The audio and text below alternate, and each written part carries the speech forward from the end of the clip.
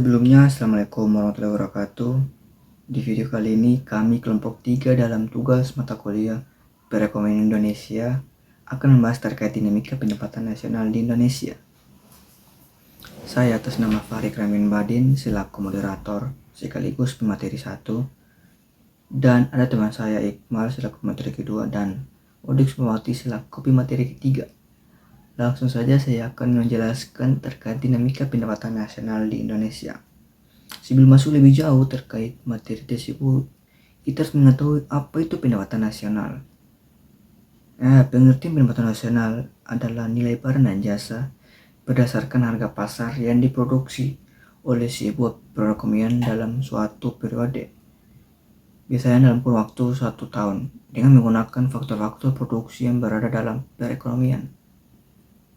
Sedangkan menurut Marshall, pendapatan nasional adalah tenaga kerja dan modal suatu negara yang mengelola sumber daya alamnya yang menghasilkan sejumlah komoditas bersih baik yang berwujud maupun tidak berwujud, termasuk jasa dalam bentuk apapun.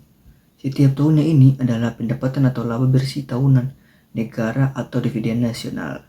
Nah, jadi pada intinya ini pendapatan nasional itu berarti total nilai uang yang dihasilkan oleh seluruh aktivitas ekonomi dalam suatu negara dalam periode waktu tertentu, biasanya setahun. Hal ini mencakup semua pendapatan yang diterima oleh individu, perusahaan, dan pemerintah yang diproduksi barang dan jasa. Mungkin itu sedikit penjelasan terkait pendapatan nasional. Dalam berikut maksud di konsep indikator. Dalam tingkat pendapatan nasional itu memiliki konsep indikatornya. Ada 3. Yang pertama itu PDB, yang kedua PNB, dan yang ketiga itu PNN. Pertama, produk domestik bruto ialah indikator utama yang mengukur nilai semua barang dan jasa yang diproduksi oleh suatu negara pada periode tertentu. Yang kedua, PNB merupakan nilai semua barang dan jasa oleh warga negara pada periode tertentu. Terakhir itu produk nasional bruto atau PNN, ialah jumlah total pendapatan yang diterima oleh penduduk suatu negara setelah dikurangi dengan pajak tidak langsung dan penyusutan. Pada intinya ini, 3 konsep ini memiliki letak perbedaan diantaranya itu ada pada PDB dan PNB memiliki sedikit perbedaan. Dalam PDB, ia mengukur tingkat pendapatan masyarakat yang berada dalam suatu negara, yang mana ia tidak memandang siapa saja warga negara yang berada di negara tersebut. Itu akan tetap dihitung tingkat pendapatnya. Berbeda dengan PNB, PNB itu konsepnya itu mengukur tingkat pendapatan suatu negara di mana saja warga negara tersebut berada. Ia tetap masuk di PNB. Misalnya nih, ada seorang warga negara Indonesia namun ia bekerja di luar negara. Nah, hal itu ia masuk di PNB. Sedangkan PNN nih, yang ketiga nih, yang dikenal dengan produk nasional neto, itu merupakan nilai total dari hasil pengukuran data PDB dan PNB. Mungkin itu penjelasan sedikit dari saya terkait beberapa topik tentang dinamika pendapatan nasional. Berikut akan dijelaskan oleh materi kedua. Saya persilakan. Saya atas nama Iqmal, pemateri kedua, akan menjelaskan faktor yang mempengaruhi pendapatan nasional. Yang pertama itu ada konsumsi masyarakat. Konsumsi masyarakat merupakan salah satu komponen terbesar dalam pendapatan nasional. Ketika masyarakat memiliki daya beli yang tinggi, konsumsi barang dan jasa meningkat yang mendorong permintaan dalam perekonomian. Terus yang kedua itu ada investasi. Investasi baik oleh pemerintah, perusahaan, atau individu berperan penting dalam meningkatkan kapasitas produksi suatu negara. Terus yang ketiga itu ada kebijakan fiskal. Kebijakan fiskal adalah kebijakan pemerintah dalam mengelola pengeluaran dan penerimaan negara, termasuk pajak dan belanja negara. Terus yang keempat itu ada kebijakan moneter. Kebijakan moneter yang dikelola oleh Bank Sentral melibatkan pengaturan jumlah uang yang beredar dan tingkat suku bunga. Yang kelima itu ada ekspor dan impor.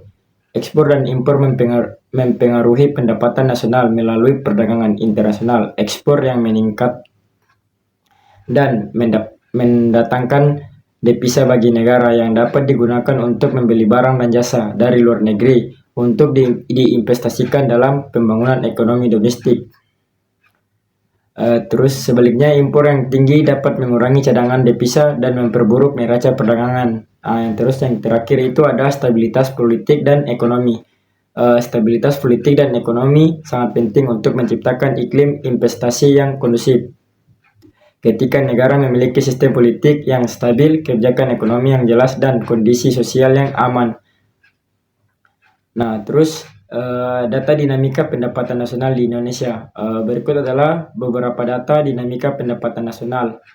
Yang pertama itu pada bulan April tahun 2024, pendapatan negara tercatat sebesar 924,9 triliun yang setara dengan 33% dari target APBN sebesar 2.802,3 triliun. Berikutnya pada triwulan 2 2024, ekonomi Indonesia tumbuh sebesar 3,79%. Nah, terus yang ketiga itu ada triwulan 1 ekonomi Indonesia tumbuh 5,11%. Sekian, terima kasih. Oke, terima kasih. Materi kedua tadi sedikit tingkat penjelasan dari materi kedua yang menjelaskan faktor dan pengaruh pendapatan nasional serta data dinamika pendapatan nasional. Berikut saya persilakan ke materi ketiga untuk menjelaskan lanjutan dari materi ini. Baik, terima kasih sebelumnya. Saya atas nama Wawade Sukmawati akan melanjutkan penjelasan materi dari pemateri sebelumnya, yaitu tantangan dan peluang pertumbuhan ekonomi. Tantangan pertumbuhan pendapatan nasional mencakup berbagai faktor yang menghambat pertumbuhan ekonomi. Yang pertama yaitu inflasi. Inflasi adalah masalah utama yang mempengaruhi pertumbuhan perekonomian di setiap negara. Dan ini adalah fenomena moneter tertentu yang terus-menerus akan mengancam negara-negara dikarenakan solusi yang tersedia seringkali mengakibatkan dua persoalan yang akan memperbaiki atau malah makin memperburuk tingkat pertumbuhan ekonomi. Kedua yaitu ketimpangan pendapatan. Ketimpangan pendapatan setidaknya didorong oleh beberapa faktor, diantaranya yaitu inflasi, pengangguran, kemiskinan, kebijakan fiskal, dan lain-lain. Tingkat pengangguran yang ada pada suatu wilayah dapat memengaruhi ketimpangan pendapatan. Selain itu, ketimpangan pendapatan yang signifikan menjadi tantangan lain bagi pertumbuhan pendapatan nasional. Tiga yaitu pengangguran dan sumber daya manusia. Tingkat pengangguran yang tinggi dapat menjadi penghalang bagi pertumbuhan pendapatan nasional. Yang berikutnya yaitu peluang pertumbuhan dan pendapatan nasional. Yang pertama, peningkatan teknologi dan digitalisasi. Digitalisasi adalah proses mengonversi aspek fisik dari proses dan alur kerja bisnis yang menjadi aspek digital. Digitalisasi dan kemajuan teknologi menawarkan peluang besar untuk pertumbuhan pendapatan nasional. Yang kedua yaitu investasi asing dan globalisasi. Globalisasi menawarkan peluang besar bagi pertumbuhan pendapatan nasional melalui investasi asing. Efek globalisasi juga menunjukkan bahwa integrasi keuangan membantu basis produksi suatu negara dan mengarah pada peningkatan spesialisasi produksi. Selain itu, globalisasi juga dapat memberi perusahaan posisi yang kompetitif dan biaya operasional yang jauh lebih rendah. Dan yang terakhir yaitu sektor pariwisata. Sektor pariwisata dianggap mempunyai peran yang sangat penting dalam pembangunan Indonesia, khususnya sebagai faktor suatu sektor pendapatan daerah maupun negara. Pariwisata di Indonesia merupakan salah satu sektor ekonomi yang sangat penting sebagai mesin penggerak ekonomi. Contohnya seperti sektor bisnis ini umumnya meliputi sebagai identitas usaha seperti restoran, penginapan, pelayanan, perjalanan, transportasi, dan pengembangan daerah tujuan wisata. Oke, mungkin itu merupakan bagian dari penjelasan keseluruhan apa itu dinamika pendapatan nasional. Mungkin cukup sampai di sini saja penjelasan dari kami bertiga. Bila ada salah kata dan ucapan mohon dimaafkan. Wabillahi taufiq wal hidayah. Wassalamualaikum warahmatullahi wabarakatuh.